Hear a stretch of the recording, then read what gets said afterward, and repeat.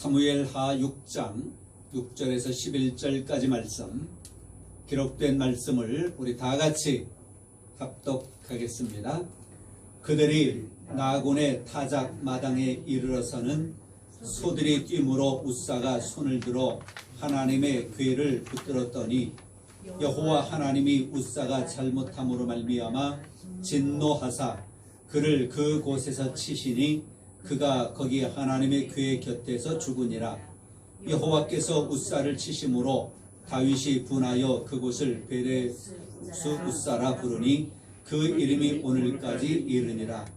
다윗이 그 날에 여호와를 두려워하여 이르되 여호와의 궤가 어찌 내게로 오리요 하고 다윗이 여호와의 궤를 옮겨 다윗성 자기에게로 메어 가기를 즐겨하지 아니하고 가드 사람 오벳 에돔의 집에 메어 간지라.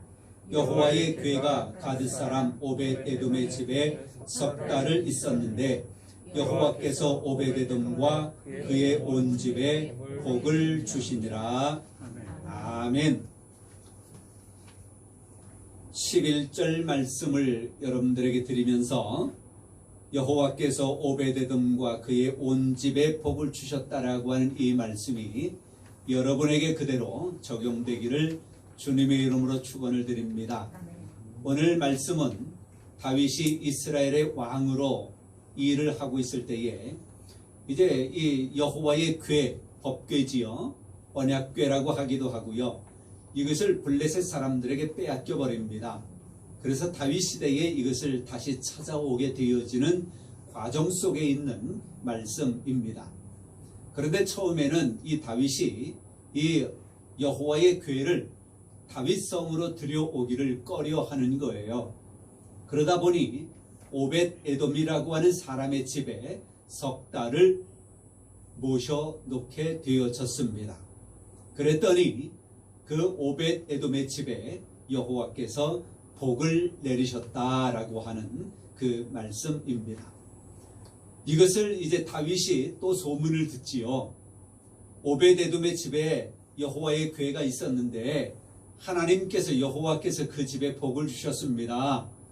이 이야기를 다윗이 듣고는 여호와의 궤를 이제 다윗성으로 옮겨가는 일이 이 다음에 이제 기록이 되어져 있습니다.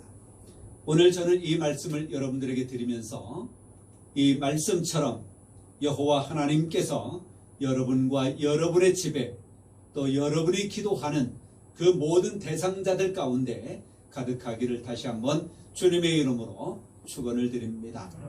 오벳 에돔 사람인데요, 이 이름의 뜻이 뭔가? 그 이름의 뜻은 예배자입니다. 예배자, 예배하는 사람. 하나님께 예배하는 사람이 복을 받습니다. 하나님은 하나님께 예배하는 자를 찾으신다. 하나님께 예배하는 자를 하나님이 가장 기뻐하시는 겁니다. 그러니 하나님께서 하나님께 예배하는 자에게 복을 주시지 아니할 수가 없다고 하는 것입니다. 그러니 바라기는 여러분 모두도 하나님 앞에 예배하는 것을 즐거워하시기를 바랍니다. 기뻐하시기를 바랍니다. 그 일들에 여러분들이 열심을 내시기를 바랍니다. 여호와 하나님께 예배하는 일에 여러분들 욕심을 내시기를 바랍니다. 그런데요, 이 예배라고 하는 것이 이렇게 정해진 시간, 정해진 장소, 정해진 어떤 목사님의 설교를 듣는 것, 그것만이 아닌 것을 우리는 잘 알잖아요. 예배는 어디에서나 하나님 앞에 드릴 수 있는 것입니다. 길을 걸어갈 때에도 우리는 기도할 수가 있습니다. 길을 걸어갈 때 우리가 하나님을 찬양할 수가 있습니다. 길을 걸어갈 때 우리가 하나님의 말씀을 묵상할 수 있습니다. 어떤 사람은 그래요. 길을 걸어가다가 저 사람이 예수 믿었으면 좋겠다, 그런 감동이 올 때가 있대요.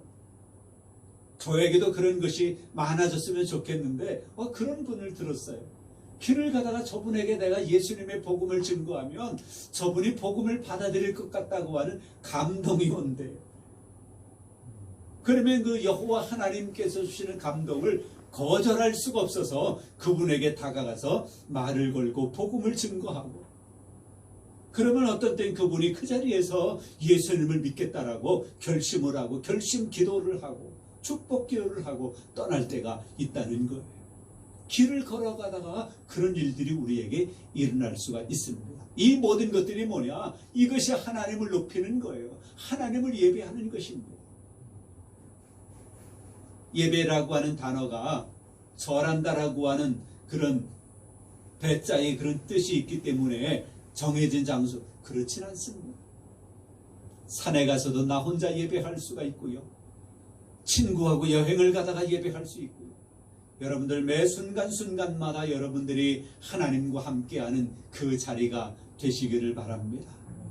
우리 예수님이 나실 때에 이름 두 가지를 말씀하시잖아요. 예수라고 하는 이름과 더불어 임마누엘이라고 하는 선지자들로부터 들려오던 그 이름 임마누엘, 하나님이 우리와 함께 계시다 합니다. 이 말씀은 성경 여기저곳에 기록이 되어져 있어요. 예수님의 이름으로 너희가 둘 셋이 모였을지라도 내가 그들 중에 함께 있겠다라고 말씀을 하셨고요. 마태복음 28장 마지막 절에는 볼지어다 내가 세상 끝날까지 너희와 항상 함께 있을 것이라 우리에게 약속을 말씀을 해 주셨습니다. 세상 끝날까지 우리와 함께 하신대요. 그런데 우리는 도망가. 네? 그러면 안 되겠지. 우리도 하나님과 세상 끝날까지 우리의 생명이 다하는 그날까지 그 주님과 함께 살아가는 그 삶 가운데 하나님을 높이고 주님의 이름을 높이고 주님의 이름을 선포하고 주님의 이름을 부르는 그런 예배하는 자로, 예배자로 여러분들 살아갈 수 있기를 바랍니다. 그런 오베데돔이 여호와의 궤, 언약궤, 무엇을 상징해요? 하나님을 상징하잖아요. 하나님의 임재를 상징하고요. 하나님의 영광을 상징하고요. 이스라엘 백성들에게 있어서 이 여호와의 궤는 하나님 그 자체야. 물론 조심성은 있습니다. 그게 뭐냐? 성경에 아사가 히스기야가 그런 일이 있었어요. 여호와께서 모세에게 놋뱀을 만들라고 명하시잖아요. 그래서 놋뱀을 만들어, 구리로 만든 놋뱀. 그래서 그 놋뱀을 바라보는 사람은 살고 바라보지 않는 사람은 죽게 되는 일들이 일어났습니다. 그런데요, 히스기야 왕 때에도 이스라엘 백성들이 그 놋뱀을 바라보면서 놋뱀을 경배하는 거예요. 그러니까 히스기야가 바라볼 때에 야, 저것은 이스라엘 백성들 가운데 우상이다, 우상처럼 되어져 버린 것을 보고는 그것을 회파해버린 그런 역사가 있습니다.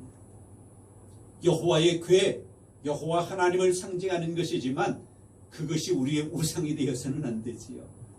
우리 하나님이 우리와 함께 계십니다. 그래서 오베데돔이 여호와의 궤를 모셨던 그런 마음처럼 우리가 하나님을 모시고 살아가자라고 하는 것입니다.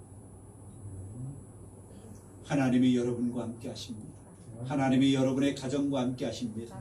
하나님께서 여러분의 그 식구들과 함께 하시는 줄 믿습니다. 그래서 하나님을 모시고 살아가는, 그리고 그 하나님 앞에 예배하는 일에 열심인 여러분들에게 여호와 하나님께서 오베데돔의 집에 복을 주셨던 것처럼 그런 복 주시기를 다시 한번 주님의 이름으로 축원합니다.